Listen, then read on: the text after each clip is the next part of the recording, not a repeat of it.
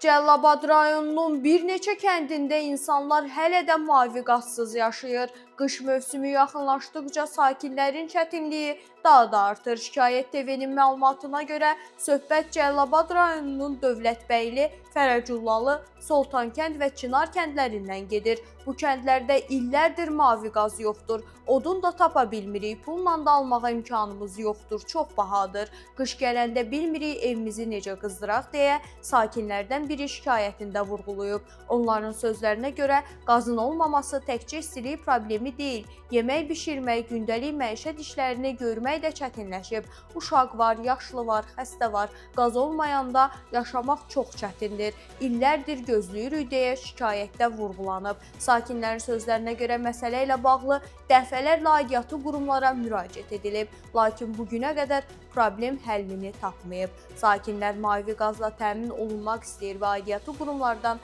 məsələni nəzarətə götürməyi xahiş edirlər. Bu və oxşar problemlərlə bağlı şikayətiniz varsa, Şikayət TV-yə göndərin, yayımlayaq və nəticəni izləyək.